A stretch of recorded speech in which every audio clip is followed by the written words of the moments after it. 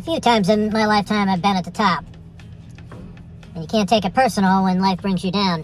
Sometimes we have to consider it a challenge because life is not perfect. Sometimes it can be chaos.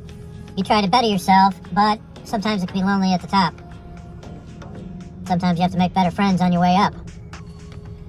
Because the few that you have, jealousy and fear gets in the way.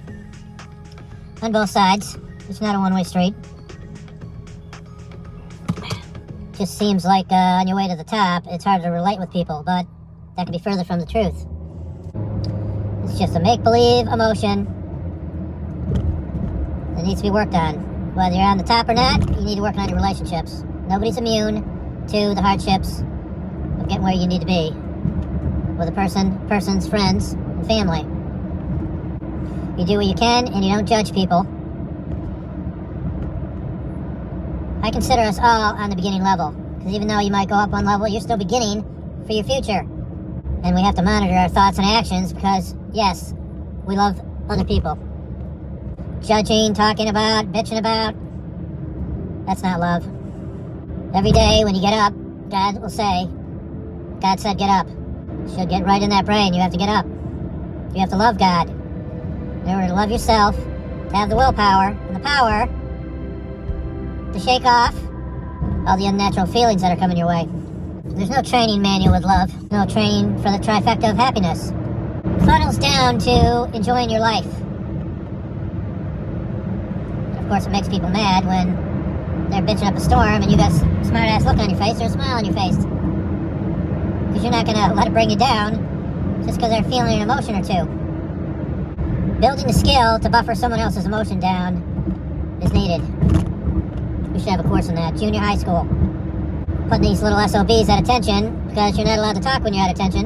And training them to not get upset when they're being yelled at. In order to do something that they might not necessarily agree with, it's certainly going to make an independent person and a stronger person in order to deal with the BS that you get every day. So what are you dealing with that has to be laughed at, chuckled about? Because I can guarantee the next day it's not going to be so hateful and emotional. And if you are hateful and emotional and you lose control, you need to apologize. If you can't do that, you're not giving out the love that your potential love that needs to be worked on. So who do you love that needs that potential? I'm not saying they're going to accept any help, but you can try. Alright. When you're driving around Syracuse, you got to pay attention because there's a lot of different exits. If you don't pay attention, you can buzz right by them and end up in Binghamton, an hour and a half away. Improvement should be an everyday thing. Working on the mundane, the average, the boring, sometimes the spectacular. You cannot set aside your life for somebody else. They are certainly not your happiness. Your happiness is with yourself. Going on your path, building your independence and self-confidence. Think about all the people that try to bust you down. Some people try to make you scared of them because they're unhappy. Sometimes you have to call them on it in a nice way because you're in customer service. You can start with saying, are you okay? And if needed, what the hell's wrong with you?